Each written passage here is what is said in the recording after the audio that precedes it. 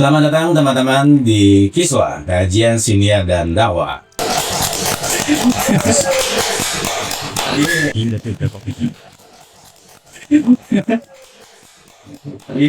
Ini mewah sekali banyak sambutannya. Bismillah, walhamdulillah, wassalatu wassalamu ala rasulillah wa ala alihi wa sahbihi wa mawala wa la hawla wa la quwata illa billah. Amma ba'du, rabbi shrah li sadri wa yassir li amri wa hlul 'uqdatam min lisani yafqahu qawli. Terima kasih sudah mau berkumpul di akhir pekan bersama kami Kiswah, kajian siniar dan dakwah. Ada Mas Rizal dan ketemu lagi dengan tamu agung fenomenal. Tamu tiap ini ya, tiap acara ya, tamu aja terus. Padahal tuan rumah gitu. Ya, alhamdulillah. Ya soalnya selalu kebetulan pas kita mau on air, Mas Haji lewat, ya sudah kita panggil. Beliau sudah menggugurkan banyak ininya. Jadwal seminar. Undangan resepsi pernikahan.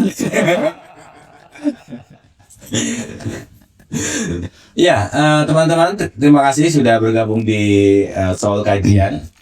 Di YouTube ini kita akan kembali mengulas tentang fenomena pekan ini, yaitu tempo hari Mas Rizal sudah berbicara tentang kaidah fikih yang cukup populer, idstama bainal halal wal haram. Ini Mas Rizal ya? Betul, kurang lebih.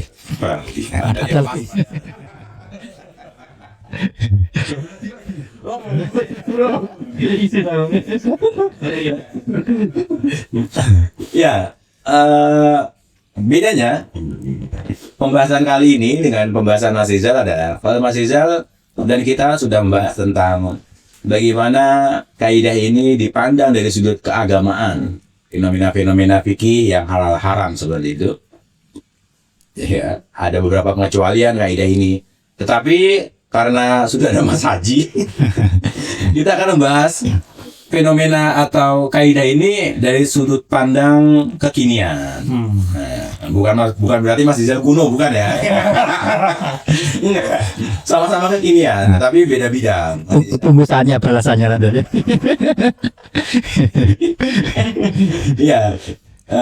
Jadi kita akan mengulik halal haram atau plus minus ya. Kalau kita lambangkan halal itu plus, kemudian haram itu minus. Nah, ketika halal dan haram plus dan minus ketemu, apa jawabannya? Nah, seperti itu. Baik nanti di segi matematik, musik, mayor minor, atau bahkan di dunia tadi Mas Haji punya video yang disimpan.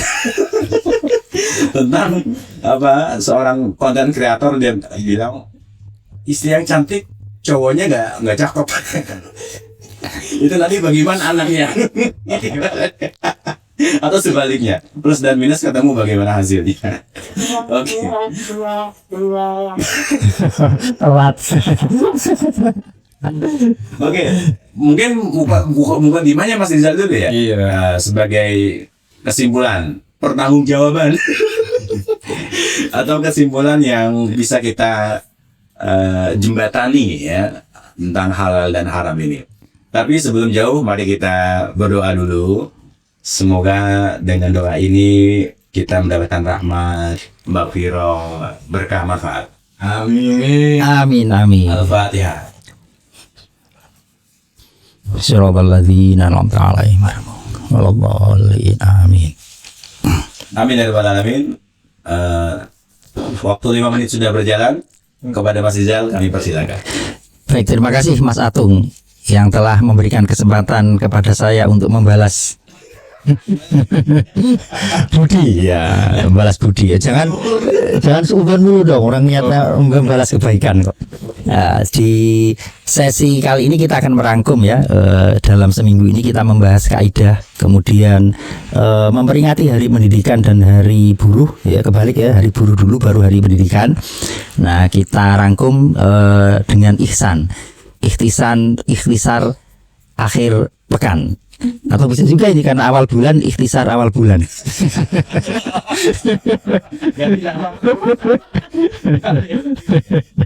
Justru ini aplikasi dari kaidah fikih yang selalu relevan, fleksibel dan lentur, lunak. Ya, jadi itulah fikih gitu ya.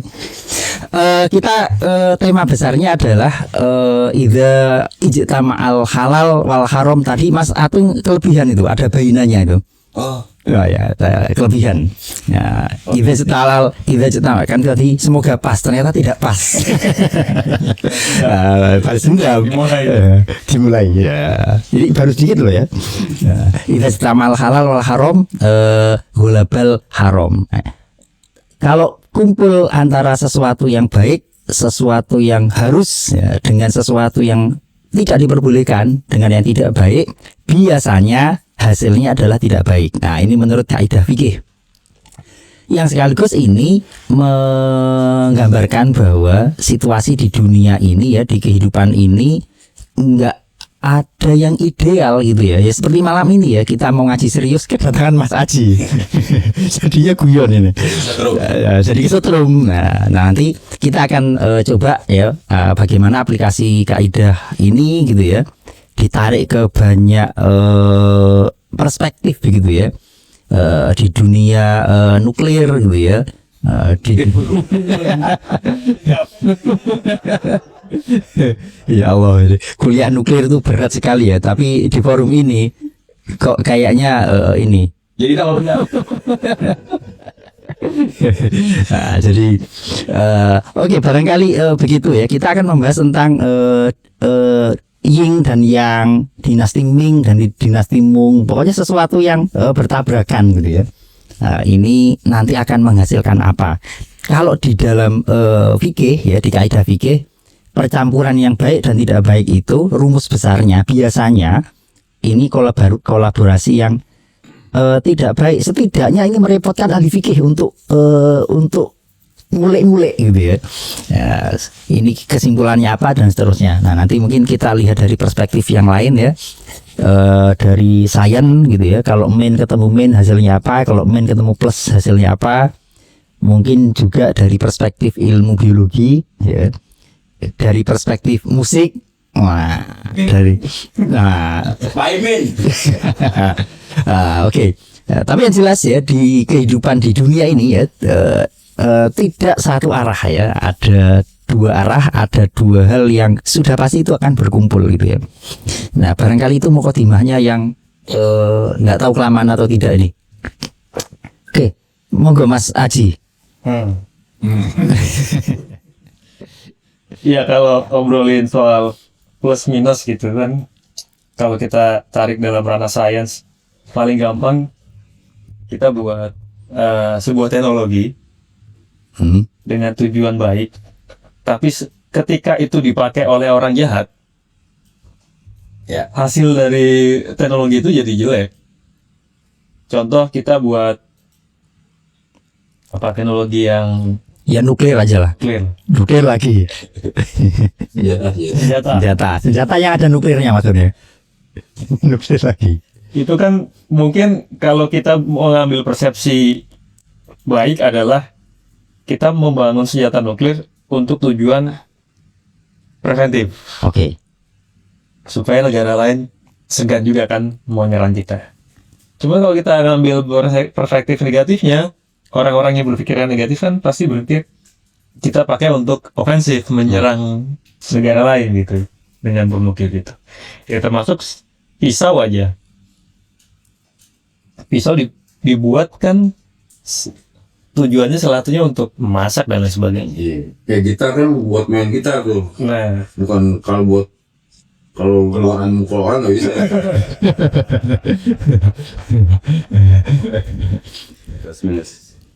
kalau contohnya kalau dalam kesehatan, kita makan makanan yang sehat dicampur dengan yang nggak sehat, kira-kira gimana? Makin sehat. Nah, ya, bisa kan? Kan ada makanan-makanan yang makanan serba instan lah. Ya. Biasanya kan ada tuh yang mie instan gitu kan.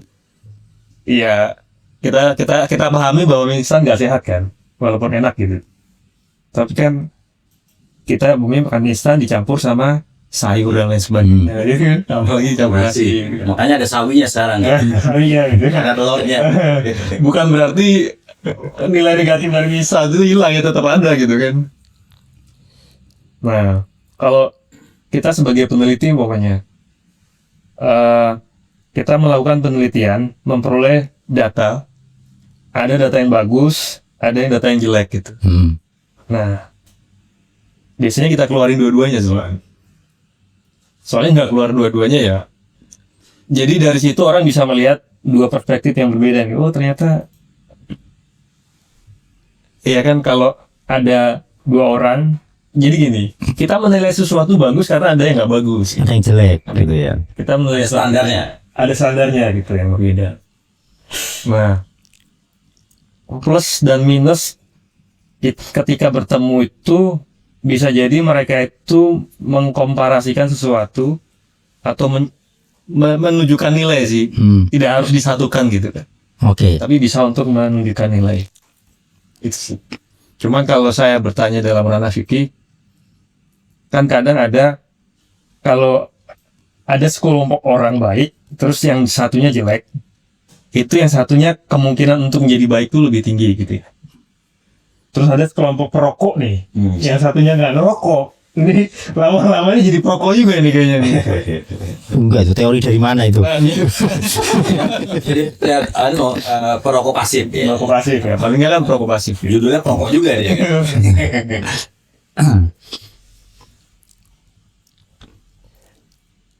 Ya gitu lah, kira-kira begitu. Ini kayaknya butuh dikasih kopi ini. Ya sebenarnya tadi kan kita juga ingin cerita tentang yin. Tadi udah disampaikan yin dan yang kan. Nah, memang ada yang mengatakan bahwa filosofinya, ya saya bukan ahli filsuf ya, cuma kan yin yang itu adalah sebenarnya tidak menunjukkan, tidak secara gamblang mengatakan yin yang baik, yin yang buruk, yang jelek, tapi menunjukkan dua hal yang berbeda gitu. Ya, tuh ya. Iya, dua kutub yang berbeda. Yang satu hitam, yang satu putih. Yang satu positif, yang satu negatif.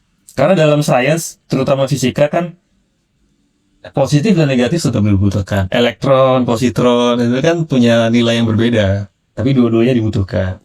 Seperti itu. Iya, ini sedang ini mencari ini plus dan minusnya di mana nih ketemunya? Ya, kayak female Dan male. dan male itu kan tadi diistilahkan di yin dan yang gitu kan. Oke. Yang bermasalah ketika female bertemu female atau male bertemu male gitu kan. Ya maksudnya kalau is female. Email. Female. Email.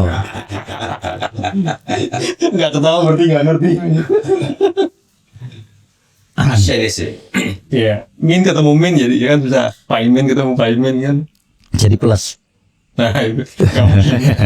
Ini kayak obrolan kemarin Mas Izal tentang imigran atau bukan migran Oke. Indonesia yang ada di Hong Kong gitu ya. Oke. Satu laki-laki itu sama dengan 117 perempuan.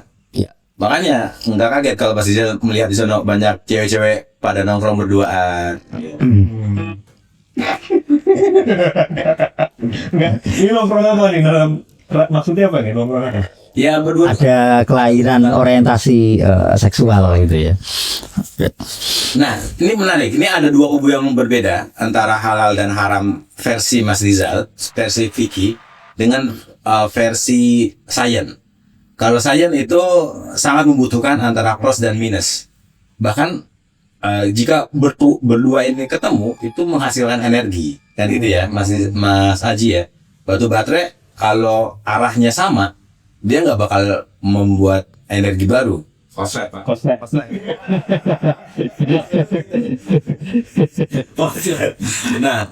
Nah, kalau itu dikaitkan dengan dunia agama atau fikih Mas Iza, justru di agama tuh kayaknya apakah cenderung pesimis ya. Nah, perlu dipisah gitu. Sementara kalau di sains harus digabungkan, sama-sama saling membutuhkan gitu. Bagaimana Mas Iza? Kalau memang kalau di dalam konsep terutama di fikih ya, kalau yang baik ketemu dengan yang tidak baik, perintah ketemu dengan larangan, biasanya ya yang dimenangkan adalah larangan ya. Contoh ya, semua orang wajib sholat, tapi ketika ada larangan sholat bagi perempuan yang haid, maka yang menang adalah larangannya. Nah, kontradiksi-kontradiksi seperti ini itu sebenarnya secara ilmiah akan terjadi di manapun dan harus dirumuskan sesuai dengan disiplin ilmunya masing-masing. Kalau di fikih memang dimenangkan larangan, kayak sujud misalkan. Sujud itu anggota tubuh yang wajib nempel ke bumi. Nah, itu peraturan rumusnya ahli fikih begitu. Ada 7. Nanti tapi ahli fikih akan ketemu kontradiksinya nanti pada akhirnya. Ya, di sini misalkan ya, ketika sujud itu harus ada 7 anggota yang nempel.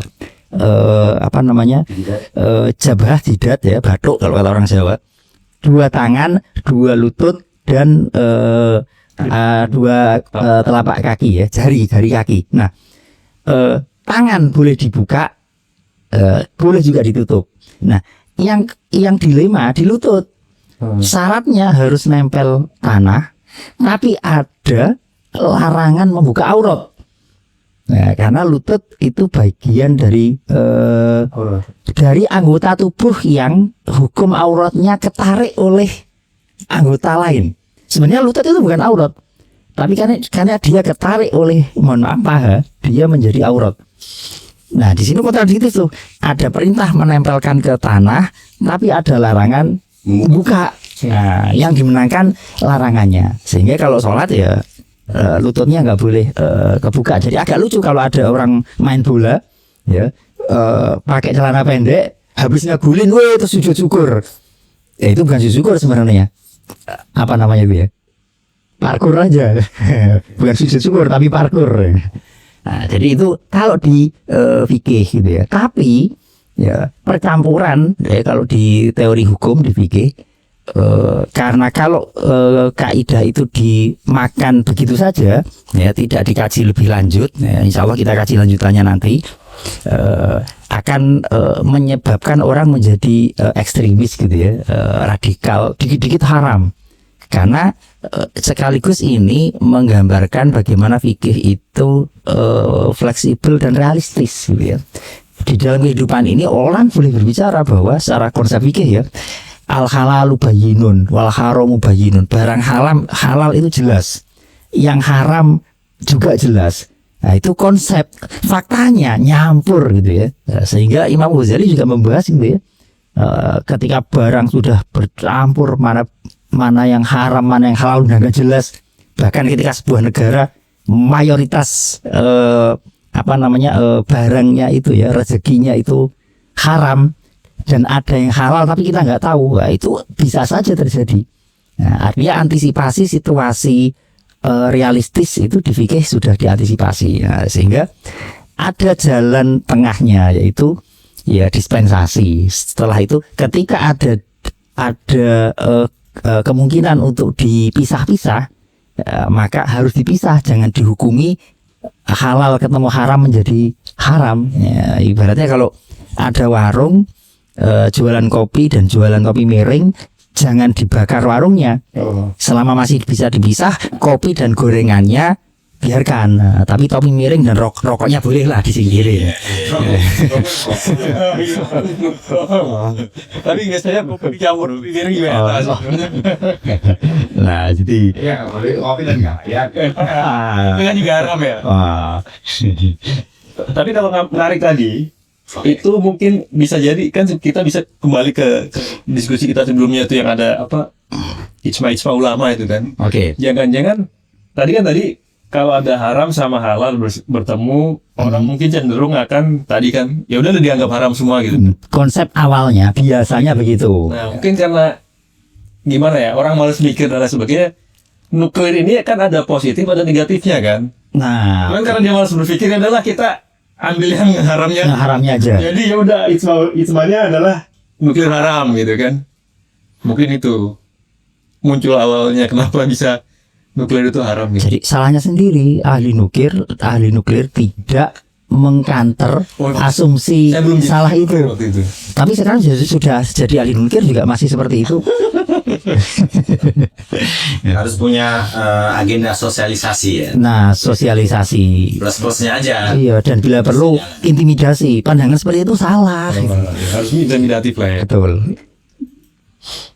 Nah, realistisnya kalau di VG konsep itu diterapkan misalkan, ya tapi harus realistis juga gitu. Kemarin contoh yang kita munculkan itu ya, kalau Mas Uut lagi berburu gitu ya, melihat burung, kemudian dipanah dengan niat ini saya sembelih niatnya, kena terus jatuh mati. Ini kan terkumpul tuh. Niat manahnya diniati menyembelih menyebabkan burung ini halal, tapi burung ini jatuh menyebabkan burung ini haram. Nah itu ketemu tuh dua kutub tuh ya, halal dan haram. Kesimpulannya burungnya halal dimakan atau tidak.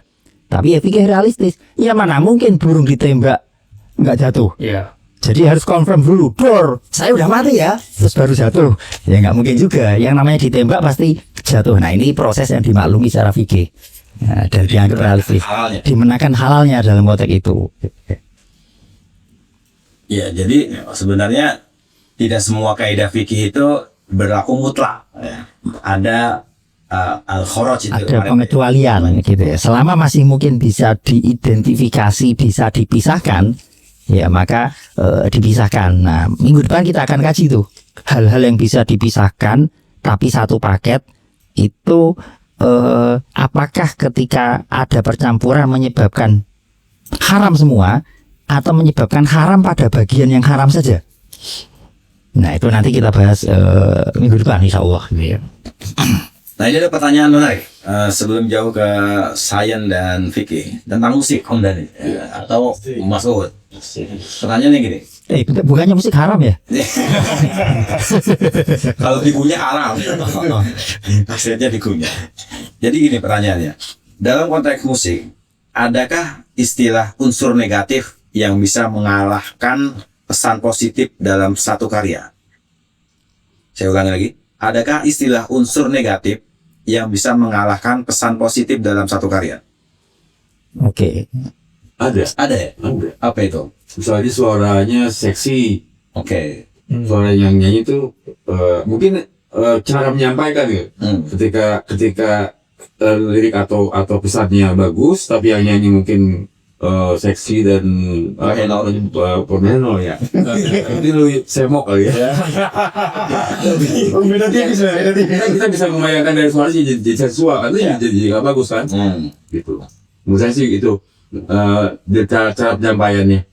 Ada berarti ya?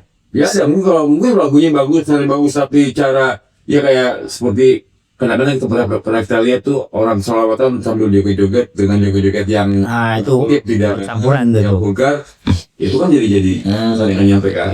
Betul. Tapi ada fenomena ini dulu sempat ada artis vokalis sebuah band terkenal, tidak perlu sebut nama, barangkali Disebut juga bapak-bapak ini tahu. Nggak disebut juga apa-apa karena kan gitu. UIT kan ya, Sekarang udah enggak ini ya. apa kita berbicara Iya. Adalah vokalis Sebut apa? Noah itu ya, kan dulu sempat udah disebut ya. Kan sempat membitangi sebuah film yang lumayan laku ya lewat Bluetooth waktu itu. Satu bahasa. Iya betul, berarti bukan paham kan? Nah, itu kan sesuatu yang ya negatif ya, tapi banyak orang juga bodo amat, yang penting lagunya enak dan orang tetap permisif memaklumi. Ya, nah apa ya, itu kan sesuatu yang sangat yang sangat itu aib kan sebenarnya. Ya. Tapi ini ada satu sosok yang bisa mengalahkan sisi negatif itu. Bahkan sisi negatif ini bisa dipakai untuk menghancurkan satu tokoh politik yang mengalahkan kasus korupsinya. Tapi untuk si bintang ini kayaknya nggak ngefek ya, sama sekali. Hampir di semua pelakunya Dia punya sisi positif, Mas. yang mengalah. Ganteng. sebetulnya Nah, kayak Nadanya bagus. pengalaman kan ketika ada nilainya minus ketutupan. tambah nilai bagi bagus kan lama-lama minusnya kurang kan? Betul. Minusnya 1, bagusnya 3. Tetap aja jadi positif 2. Berarti 10 dikurangi 5 gitu ya. Betul. Ya, 5-nya lama-lama habis, 10-nya nambah. betul. Dia sama kayak orang tobat kan dari nol katanya orang tobat kan. Nah kalau dari nol berarti tinggal nambah 1, 2, 3, 4. Yang penting kembali ke nol dulu. Kembali ke nol dulu. Obat sambel gitu.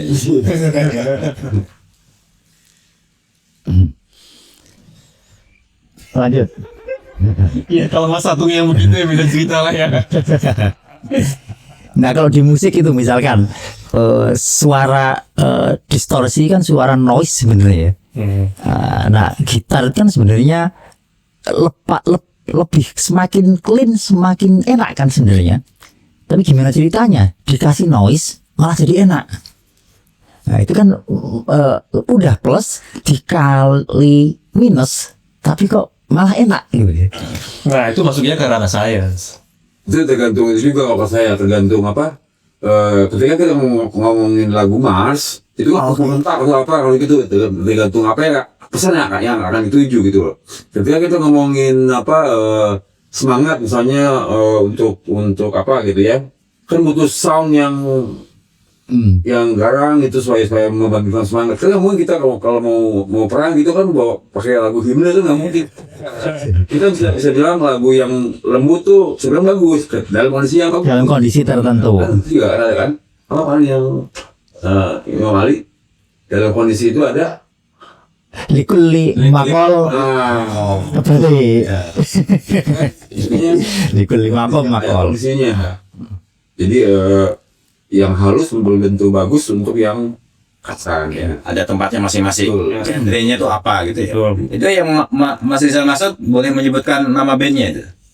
Yang mana ini? Yang tadi, yang noise gitar itu. Oh itu hampir semua musik rock itu. Ketahuan nggak pernah dengerin musik. Nah, jadi kalau nggak sedih. Tidak paham ya, tidak paham, tidak sepaham itu ya. Oh berarti semua suara gitar itu noise ya? Ya distorsi, yang distorsi, yang rock gitu. Nah itu noise berisik sebenarnya. Jeng jeng jeng jeng. Nah ada lagi itu noise yang unik itu. Kan kita biasanya menghindari mantul apa namanya? Suara mantul itu. Bukan eko.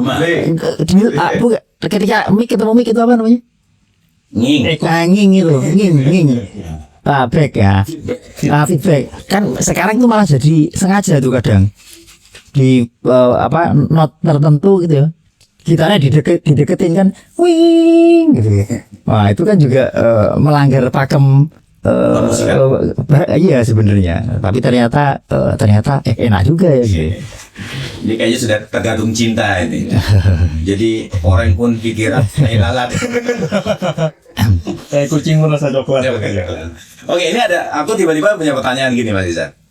Ini mungkin pertanyaan yang agak ekstrim ya, tapi patut dipertanyakan karena sebuah pertanyaan itu kadang-kala menambah iman gitu ya. Kan gini, bahwa Al-Quran itu diturunkan kepada umat manusia itu kan sebagai petunjuk ya, hudal linnas lah ya, secara gamblangnya sebagai penunjuk untuk manusia. Tetapi mohon maaf, ada beberapa ayat dalam Quran itu bahkan tidak tahu artinya. Penggalan-penggalan awal surat.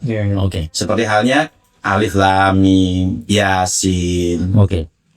Nah, kalau secara logika, ketika Mas Aji nulis jurnal, pasti dia menulis hal-hal yang bisa tersampaikan.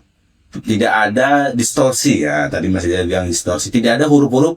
Masa tiba-tiba Mas Aji di dalam abstraksinya aweo di awal gitu, sorry ya, di awal paragrafnya menulis au misalnya untuk membaca orang Jepang katakanlah, dan di sana tidak dipakai juga itu huruf itu.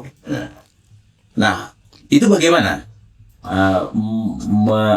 menjawab pertanyaan seperti Mas Izal? Itu Fawatihus Suwar ya, Alif Lam Mim ya, Yasin dan seterusnya itu memang ada dua pendapat ya di kalangan ahli tafsir ya, di kalangan ulama ada yang mengatakan itu adalah termasuk yang wallahu alam bimuradi udah, dan manusia tidak bisa menjangkau memang dan tidak perlu dicari-cari tafsirnya.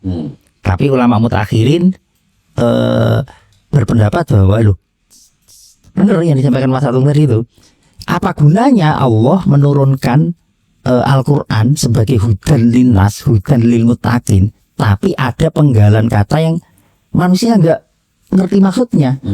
Nah, itu menganulir fungsi Al-Quran. Nah, ini kemudian diantaranya Mu'tazilah di sini ya. Nah, ini kemudian dibantah di antara yang tidak sepakat dengan itu adalah Ahlus Sunnah ya.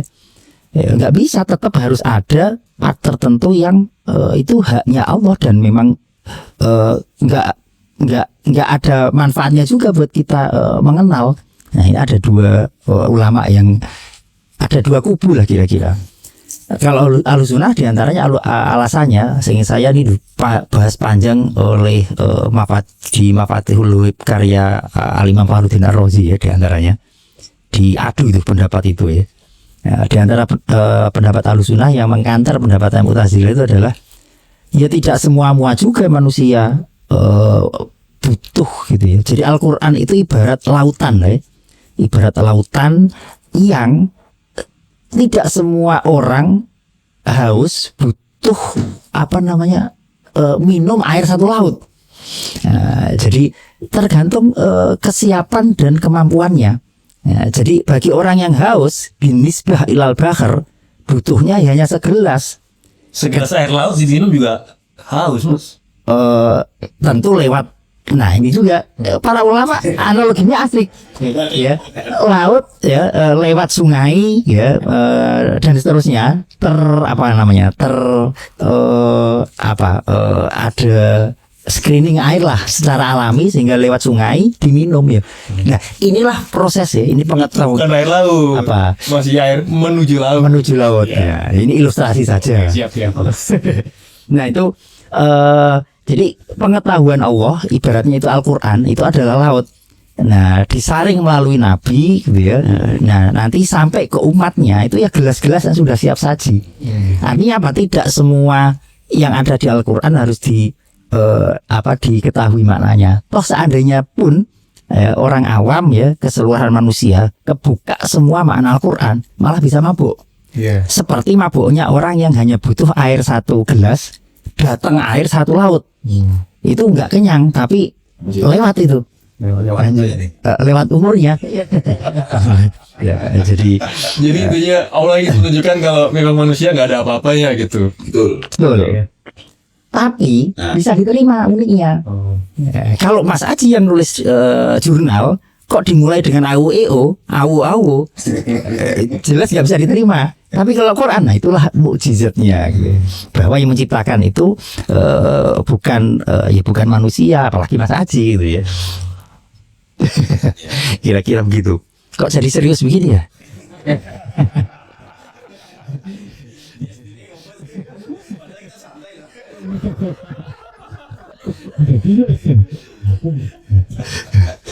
Nah, ini ada pertanyaan serius. Saya oke. Pakai mic. Langsung. Enggak ada mic ya. Jadi telat. Jadi ingat Pak Haji Bolot ini. Boleh siapa aja nih yang menjawab nih? Mau dari sisi saya Mas Haji atau dari sisi Mas dari ada pertanyaan nih. Serius tapi ya? Iya, cepet-cepetan aja. Kuis. Boleh dari Mas Atung, dari sisi filologi atau dari Mas Aji, dari sisi saya ada nih Mas Kenal gitu. Nah, ngomongin soal positif negatif ya. Ada gak sih sisi negatif itu apakah selalu buruk atau bagaimana? Contoh dulu gimana? Hal apa itu? Ya dalam skala hal, makanya saya lihat dari sisi sains ada nggak, atau dari sisi tidak ada, atau dari sisi biologi gimana? Ya. Silakan, Mas. Ayo Mas Silakan dulu. Oke, boleh. Ya, silakan mikir dulu ya. Kita yang jawab. Kalau secara ini nggak bisa pakai kacamata fikih kalau gitu ya, karena fikih ya secara zahir kasat mata saat ini. Nah disinilah perlunya kearifan ya, yang kita kenal dengan fikul hikmah itu ya. Artinya memang fikih zahir kasat mata itu ya memang hukum fikih begitu. Buruk ya, memang hukum fikih begitu, tapi perlu ada kebijaksanaan. Tidak semua yang buruk Nah di sini pentingnya kita belajar tasawuf gitu ya. Nah contohnya ya, dosa itu ya buruk gitu ya. Tapi ketika kita tergelincir dosa terus menyebabkan kita menjadi taubat, nah itu lebih bagus ya, secara hakikat ya. Artinya tergelincirnya dia jatuh ke dosa ternyata menyebabkan dia itu menjadi titik balik kembali lagi, daripada ya ibadahnya orang yang menyebabkan dia lupa diri. Nah kayak gini kan itu pembahasan di ilmu tasawuf saya rasa itu sangat banyak ya terkait dengan hal-hal seperti itu gitu ya. Nah, atau misalkan dalam konteks ya kita pengennya bisnis ya lancar terus gitu kan. Nah, tapi ketika dengan bisnis hancur ternyata kita kayak dipanggil dengan itu kita jadi ingat gitu ya. Dengan itu kita menjadi ingat. Atau misalkan punya anak misalkan ya 10. Bayangkan kalau 10 itu semuanya pinter, semua cakep, cantik. Wah itu kayak apa sombongnya ya, seger. Nah, justru kadang ada satu yang wakal goblok. Dengan inilah bapaknya selamat dari penyakit sombong gitu kan. Nah, jadi kalau secara ilmu hakikat ya tasawuf ya kadang yang negatif itulah yang menyelamatkan manusia gitu ya. Jadi harus ada negatif itu ya. Kadang harus ada kadang. Diplomatis ya. Ini nyambung nih sekarang Dr. Vicky. Kalau misalnya kita sering dengar di Al-Quran gitu ya, misalnya mungkin hadis juga ada tentang sejarahnya Fir'aun yang dicitrakan sebagai raja yang anu gitu kan, Tokoh antagonisnya lah. banyak antagonis kan. Nah kalau yang antagonis itu kan kita pakai sebagai contoh kan. Kalau ada beberapa orang yang selamat gara-gara melihat keburukannya Fir'aun dapat pahala nggak? Bener kalau misalnya kita berbuat baik kan tuh berlanjut terus kan. Ya. Nah ketika ada seseorang yang melakukan kesalahan tapi itu berefek baik untuk orang lain, apa dari pahala nggak? Oke, di antara syarat dapat pahala itu secara teologis adalah niat dan punya nilai iman. Ya, niat. Di antara niat orang harus punya nilai keimanan. Jadi ini memang murni soal teologis lah ya. Dan sebenarnya bagi orang yang taruhlah melihat orang sekelas Fir'aun gitu ya, terus dia sekaliber. Karena memang justru Allah menurunkan orang-orang seperti Fir'aun itu untuk dijadikan sebagai ulil albab gitu ya. Afala ta'qilun, afala tandurun, ibroh. Itu loh. Nah, jadi memang itu didesain Allah sebagai contoh gitu ya. Bahkan disebutkan di Quran yang pakai itu dijadikan sebagai legitimasi kias. Umat-umat terdahulu itu banyak yang hancur hidupnya karena melanggar perintah Allah gitu ya. Nah itu memang dijadikan Allah sebagai ibroh agar manusia di zaman berikutnya bisa mengambil pelajaran. Nah, jadi apakah Fir'aun kemudian dapat pahala? Ya kita berdasarkan keyakinan teologis ya tidak gitu ya. Nah untuk kalau yang kita jadikan bahan ibroh itu bukan orang seperti Fir'aun gitu ya, orang yang masih sesama muslim, ya ada baiknya ya kita doakan gitu ya. Oh iya karena saya melihat orang itu terus saya menjadi terketuk, ya kita mohonkan istighfar semoga orang yang telah menyelamatkan saya ini gitu ya itu menjadi kembali ke jalan yang benar gitu lah. Dan itu saya rasa etika kayak Syaikhul Qadir Al-Jilani ya, beliau kan tidak pernah suudzon kepada orang ya. Di banyak kitab-kitab tasawuf ini cerita itu dikutip gitu ya. Ketika Syaikhul Qadir melihat anak kecil, beliau dosanya belum banyak. Kalau saya udah tua dosanya banyak. Ketika melihat orang tua sebaliknya, ini ibadahnya udah banyak ini, saya masih muda belum sebanyak itu. Bahkan melihat orang kafir pun Syaikhul Qadir Al-Jilani nggak berani merasa lebih baik, karena bisa jadi di akhir hayat dia dapat hidayah, sementara saya yang sudah beribadah puluhan tahun tergelincir sama seperti orang itu yang kafir. Nah, jadi kira-kira kok seperti itu ya. Serius lagi ini ya. Pertanyaannya serius soalnya. Ya, Tanya.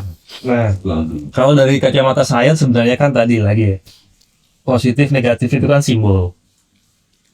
Simbol yang untuk menilai aja saja sebenarnya. Ini baik atau buruk gitu. Ya tetap harus ada. Atau bukan sebenarnya penjelasannya tetap harus ada. Pasti ada gitu. Pasti ada. Kalau kita mau menilai sesuatu baik kan kita harus ada pembandingnya. Oh ini karena yang ini buruk gitu. Jadi kita bisa menilai ini baik. Gitu kan. Terus ya sampel gitu juga kan, sampel-sampel yang hasil lab itu kan biasanya kan ada Data yang baik. 1/2/3 sampai sempurna berarti kan. Betul. Jadi kita bisa melakukan komparasi dengan metode riset yang seperti ini, kita bisa dapat data yang seperti ini. Nah, cuman kalau itu kan dari sisi sains, natural science ya. Kalau dari social science sebenarnya lebih ke arah mirip-mirip ke fikih ya. Kadang orang melakukan contohnya kejahatan atau tadi kalau Nabi Khidir kan dia membunuh anak kecil ya, Oh iya. jadi kan dengan alasan yang logis gitu. Tapi mungkin itu kan nabi ya, levelnya nabi ya. Kalau kita ada case-nya dulu Amerika Serikat menjatuhkan bom nuklir di Hiroshima Nagasaki dengan alasan bahwa untuk segera mengakhiri perang supaya tidak terjadi pertumpahan darah lebih banyak. Itu kan bisa jadi sebanyak alibi aja gitu kan. Ya bisa jadi itu hal yang bagus gitu, segera mengakhiri perang. Tapi itu bisa jadi alibi politik saja gitu. Kecuali kalau AS sudah setingkat nabi gitu. Nah, gitu kan nggak akan mungkin juga kan, karena Nabi terakhir Muhammad gitu. Kesimpulan. Kan jauh juga ini benar juga. Oh, biologi. Ya, akhirnya nilai negatif itu iya. Sebenarnya kalau di filologi tidak ada rumus negatif dan plus gitu ya. Cuma mungkin bisa sepadankan dengan kata sempurna dan tidak sempurna. Naskah yang sempurna itu diawali dengan ada mukadimahnya, suatu karya ya, itu ada mukadimahnya dan nama covernya Wasamaituhu. Nah itu ada di mukadimah kita sudah tahu bahwa karya ini namanya apa, Wasamaituhu. Ada musonefnya Yakulu Robi Afwe Robi Goni misalnya, ada penulisnya. Itu bukan quote kan maksudnya? Bukan. Kayaknya dia sudah ngantuk nih.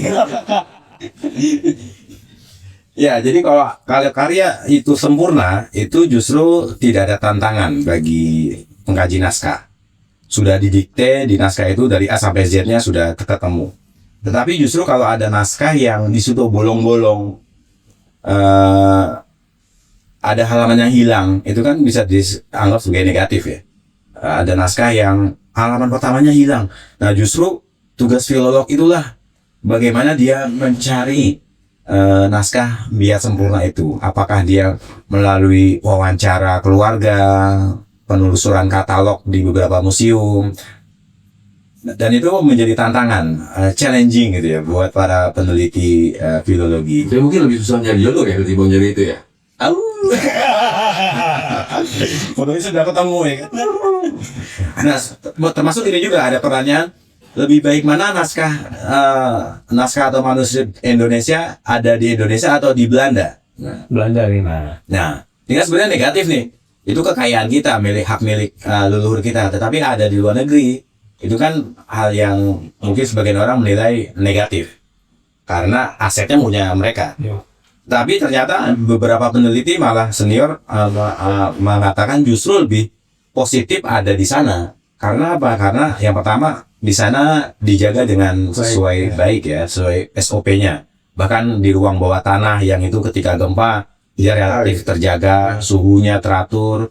Dan yang kedua, keuntungannya naskah kita di luar negeri adalah kesempatan orang Indonesia peneliti dalam negeri untuk bisa jalan-jalan ke sana. Kalau semuanya ada di Indonesia, terus kita Jakarta lagi. Begitu Mas. Saya sedikit nambahin ini. Kalau naskah baik itu adalah yang baru, yang kinyis-kinyis, sementara naskah yang jelek ya, sesuatu yang negatif adalah naskah jelek, kuno. Ya, justru dalam konteks ilmu filologi kalau nggak ada naskah kuno, Mas Atu nggak ada kerjaan. Iya betul. Ada. Jadi artinya barang negatif penting. Iya, nilai negatif itu sebagai penyeimbang Kalau nggak ada dari segi ya. kalau nggak ada penjahat kan polisi nggak ada kerjaan, kasihan. Iya kan? Kalau nggak ada orang sakit, dokternya juga nggak ada kerjaan. Bahkan kalau nggak ada orang kafir, orang maksiat, nggak ada nabi. Betul. Nah, karena memang Nabi Ibrahim pernah ditegur ya di sebuah riwayat disebutkan, saya ingat kalau nggak salah di Tanwil Wafilin ya, Nabi Ibrahim pernah, iya saya ingat Nabi Ibrahim gitu ya. Jadi melihat orang maksiat gitu ya, terus berdialog dengan Allah ya, nanya diapain orang maksiat ini? Anda timpakan saja azab itu ya Allah, timpakan azab. Melihat orang maksiat lagi, azab lagi ya Allah, diazab lagi. Yang ketiga kalinya ketemu orang maksiat lagi, ya Allah azab aja itu orang kok maksiat. Yang terakhir ini malah Allah, ya kalau gini apa gunanya saya utus Anda jadi nabi? Itu tugas Anda benerin. Nah, jadi saya rasa ini juga nanti diterapkan di para guru gitu ya. Kebetulan ini kemarin kita habis memperingati hari pendidikan gitu ya. Kalau ada murid nakal dikeluarkan, murid nakal keluarkan. Lah, terus fungsi sekolahan apa? Ya, justru fungsi sekolahan itu oh itu ya.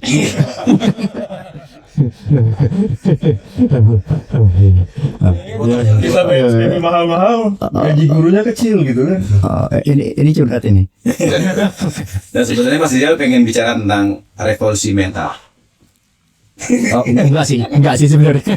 Nah ini sebenarnya Pak Un nih tadi mau menanya tentang dunia fotografi sebenarnya. Dulu kan kita kenal Ustel itu ya. Ada filmnya, ada apa namanya Fuji film tuh. Bisa. Ya merek itu kalau itu. Merek. Merek. Ya bos aja berarti. Ada filmnya. Ada filmnya. Bisa. Nah itu kan sering disebut sebagai negatif film. Negatif. Nah kenapa dinamakan negatif film dan apa gunanya? Monggo Mas Un. Ya kalau negatif film atau klise ya, yang namanya negatif kan pasti kebalikan. Ya. Iya kan? Jadi dari apa yang ditangkap oleh satu kamera atau gambar itu kalau di film ya Kebalik. kebalik, Posisinya kebalik mas. posisi kebalik. Jadi baik warna maupun kalau yang film warna ya atau yang monokrom ya kebalik. Dari sisi warna maupun dari sisi Iya. ini. Kliknya gitu. Iya. Baik. Terus aja mas. Ya, kenapa harus dibalik? Kok tidak seperti sekarang ya? Oh, itu secara kalau belajar fisika optik Nah, Oh ini serius. itu jadi ini kan ini apa ini namanya tadi?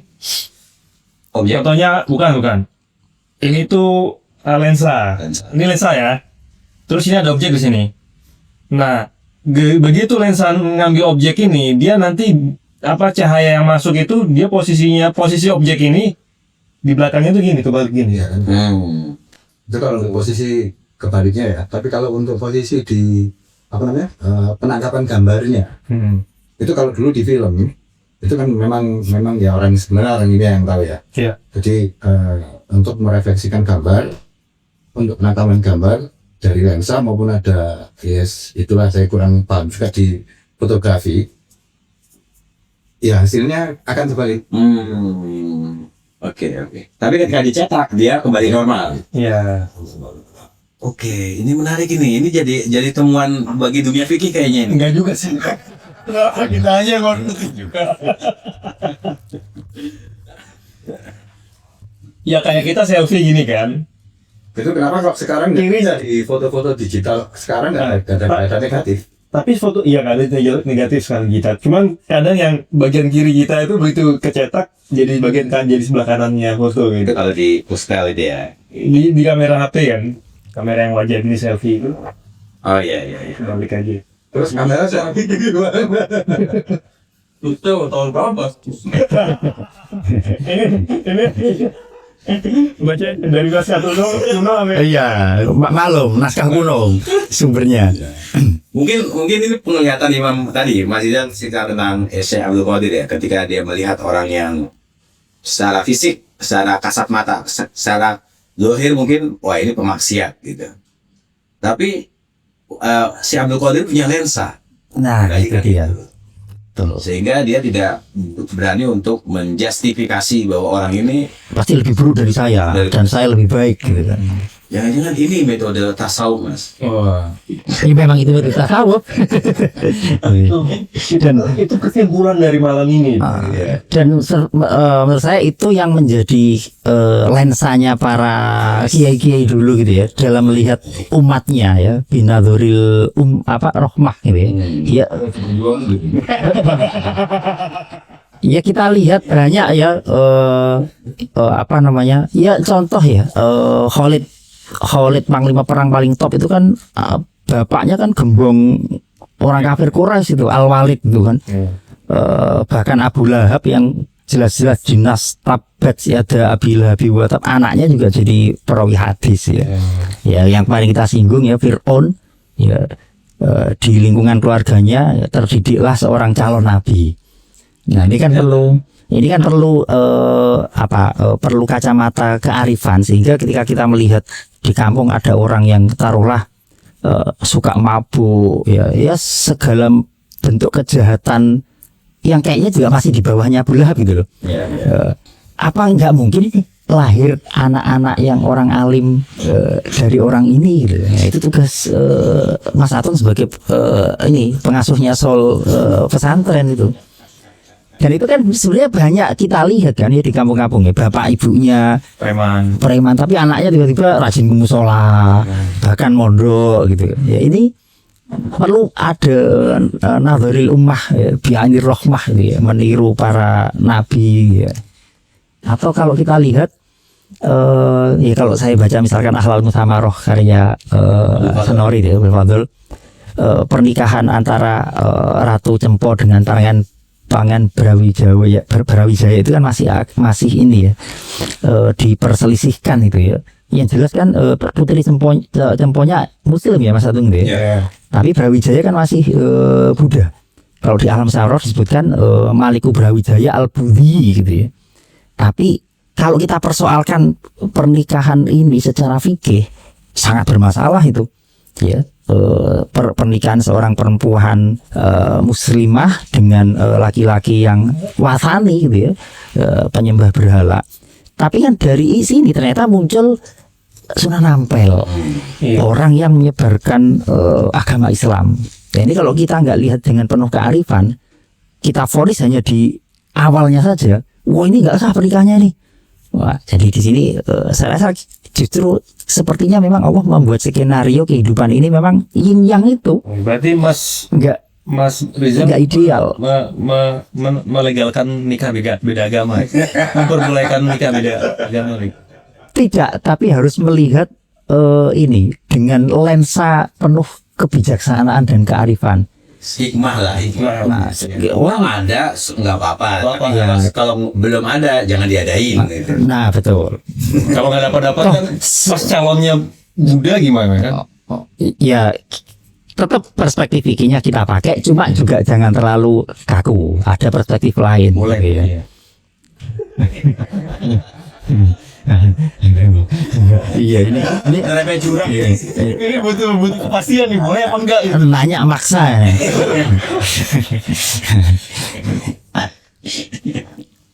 Oke, Jadi gini satu lagi. ya. Jadi di Jepang itu kan memang mulai banyak nih orang-orang tadi tenaga kerja kita akhirnya menetap di Jepang, nikah sama warga lokal Jepang. Oh. Ya yang notabene kalau nggak Shinto ya Buddha. Akhirnya melahirkan anak dan jadi Muslim gitu anaknya.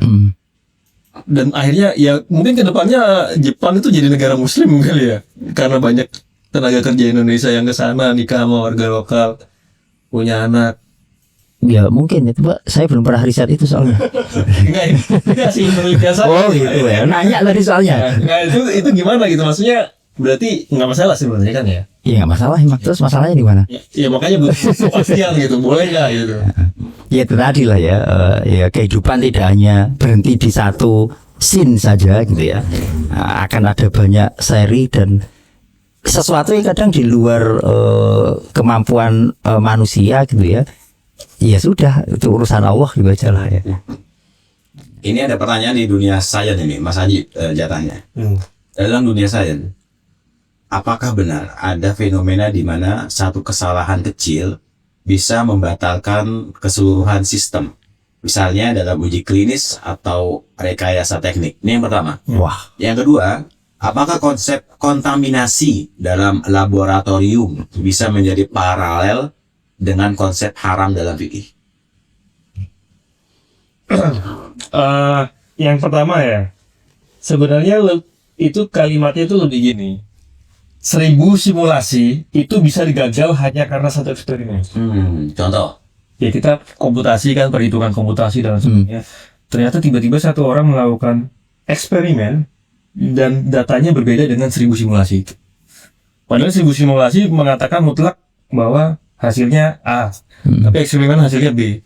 Itu gagal itu simulasi. meskipun ada 1000. 1000 gitu. Jadi kalau semuanya eksperimen, terus ada 1000 eksperimen, 99 benar, 10%-nya berbeda. Itu nanti ada adjustment lagi itu, 10%-nya kenapa berbeda. Itu tetap kita akan mengarah ke yang 90% tadi. Karena tadi kan sama-sama eksperimen. Itu. Tetap adjustment-nya 90% tadi. Cuman tetap kita ada 10%, karena kita melakukan riset ini kan batasan. Kalau simulasi kan kita jelas batasannya jelas ya. Simulasi kan kira-kira batasannya, kalau ngitung itu ada batasannya. Kalau eksperimen kan kita, contohnya kalau riset saya itu sangat tergantung oleh tergantung oleh temperatur, kelembapan, dan tiap saat berubah. Banyak variabel yang nggak bisa kita kontrol. Terus yang kedua Tentang ini, kontaminasi. kontaminasi maksudnya nggak paham itu. Iya, gini. Pertanyaan nomor 2 ya. Apakah konsep kontaminasi dalam laboratorium bisa menjadi paralel dengan konsep haram dan dalam fikih? Oke. Itu sebenarnya jadi jawab Mas Rizal ya. Yang jelas kita dalam lab tuh harus punya SOP yang jelas bahwa prosedurnya benar gitu, sehingga kita mengurangi dampak negatif terhadap diri kita atau lingkungan. Kalau saya pahami pertanyaan gini, apakah sesuatu yang negatif menurut sains gitu ya, dan itu berdampak buruk, apakah juga paralel dengan pendekatan fikih yang mengatakan itu haram gitu kan? Saya rasa iya. Dalam banyak kasus gitu ya, fatwa fikih harus merujuk kepada fatwa medis. Dan itu saya rasa kalau saya baca struktur metode fatwanya Darul Ifta Mesir itu memang diantaranya itu. Jadi metode berfatwa, ahli fikih harus merujuk kepada disiplin ilmu lain yang relevan. Dalam bidang medis harus meminta dalam tanda petik sebelum fatwa fikih keluar, sebelum ifta keluar, maka fatwa medisnya harus keluar dulu. Ketika menurut medis, awas hati-hati ini nanti ada balas dendamnya loh ya. Ketika fatwa medis mengatakan ini berbahaya, maka fikih harus mengatakan ini haram. Nah ini rokok kayak menarik ini maksudnya. Tapi nggak tahu, ini yang nanya ini kayaknya belum nonton acara kita yang ngebahas acara yang sebelumnya, yang lama dulu kan pernah ada tuh ngebahas tentang fatwa dalam kacamata sains, kan kita sempat ngobrol itu kan. Beliau selalu hadir. Oh, yang lainnya cuma satu. Bahkan saya kepikiran ini ada coretan ini ya, darah haid itu ya. Kalau dalam hitung-hitungannya mazhab, semua mazhab sebenarnya ya, untuk menentukan hukum darah itu kan pakai standar fikih murni sebenarnya ketika sudah bercampur dengan istihadhah. Jadi kalau ada orang ini belum ada risetnya ya, tapi saya kepikiran ini jangan-jangan ada bisa menggunakan pendekatan medis. Jadi gini, orang keluar darah haid itu maksimal 15 hari ya. Kalau ada darah keluar lebih dari 15 hari, maka itu ada campuran istihadhahnya. Istihadhahnya berapa? Tergantung jenis perempuannya seperti apa. Nah, kalau perempuannya ini mungkin nanti akan kita bahas ya di fikihnya. Kalau jenis perempuannya itu mubtadi'ah, mumayyizah ya, maka seperti apa? Kalau mu'tadah maka seperti apa? Kalau mu'tadah ya ikut haid bulan sebelumnya saja. Nah, bisa nggak ini didekati medis gitu ya? bisa nggak darah istiadah dan darah haid Bisa. struktur maupun zatnya itu diteliti. Ya, yang dimaksud darah Kasih ya. Diidentifikasi. diidentifikasi sehingga nanti keputusannya tidak menggunakan standar fikih klasik yang hitung-hitungannya seperti itu, tapi langsung pakai standar medis saja. Mungkin ada alatnya semacam alat rapid gitu ya. Jadi keluar darah dilihat, ya misalnya keluar kode. Tapi saya yakin kok seandainya toh itu diteliti dan ada hasilnya, Ya. akan ada efeknya kok di dunia medis, di dunia kesehatan, bahkan di banyak kita ngobrol dengan ibu-ibu gitu ya, di ruang meeting juga pernah ya, soal ternyata ada pengaruhnya kok darah haid dengan psikologi perempuan. Ya. Dan banyak kasus perempuan yang sudah mulai mendekati menopause itu ada ketidakseimbangan hormon dan berpengaruh ke mentalnya, berpengaruh ke emosinya. Nah, jangan-jangan karena kan darah haid itu kan damun jibilah, darah karakter perempuan. Jangan-jangan kita bisa meneliti itu untuk mengidentifikasi kesehatan perempuan, bahkan sampai ke kesehatan mentalnya. Nah, kalau saya sangat merekomendasikan itu menurut saya ya. Saya ini ya kontrol darah itu bisa Iya kan? identifikasi gula darah, Gula darah, macam-macam bisa dari situ kan? piutangnya berapa gitu ya. Itu darah yang diambil dari jari. Bagaimana dengan darah yang diambil dari alat vital? Seharusnya bisa menghasilkan kesimpulan-kesimpulan vital ya mestinya. Tepuk tangan untuk saya.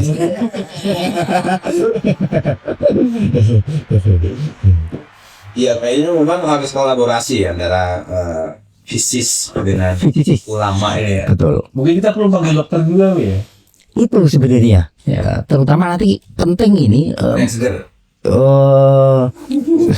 Harusnya sering aja gitu ya. iya. Jangan yang merokok gitu ya. Yang seger pikiran dan idenya. Iya itu penting itu. Misalkan perdebatan kita soal khitan untuk perempuan, itu sekali-kali melibatkan medis gitu loh. Sementara ini saya mengikuti mazhabnya Darul Ifta bahwa khitan perempuan ghairu masyru'. Bukannya nggak perlu, itu mah Disyariatkan. ghairu masyru'. Sementara teks hadisnya jelas mengatakan bahwa dihitan. Tapi ternyata Darul Ifta memaknai itu konteksnya budaya. Ya, dan dalam Penting gitu aja kali ya. betul, dan itu dalam kacamata medis sekarang kalau kita lihat, kita searching, membahayakan itu kan sebenarnya. Terima kasih Mas Rizal dan Mas Aji. Ini sebenarnya kita perlu banyak diskusi lagi ini. Enggak juga sih.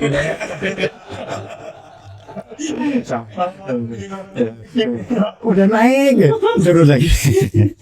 Nah, artinya emang terus ada kolaborasi nih antara untuk plus dan minus ini. Betul. Biar tidak ada kesesatan umat di tengah jalan gitu ya. Bagaimana mungkin kita melihat Islam yang sudah bermartabat tinggi tetapi urusan toilet saja masih berantakan. Kampus-kampus yang sudah punya label Islam tetapi layanannya tidak Islami. Nah, terus sebaliknya justru kampus-kampus Kristen, kampus-kampus yang tidak berlabel agama tetapi ketika layanan publik dia sangat menguasai. Ada apa ini dengan doktrin agama dan praktik di lapangannya? Ya, malam ini cukup sampai di sini teman-teman. Kata-kata hari ini tidak ada diskusi yang selesai. Kita semua harus berdiskusi dan terus bertemu silaturahmi. Salam sehat, salam olahraga. Assalamualaikum warahmatullahi wabarakatuh. Waalaikumsalam warahmatullahi wabarakatuh.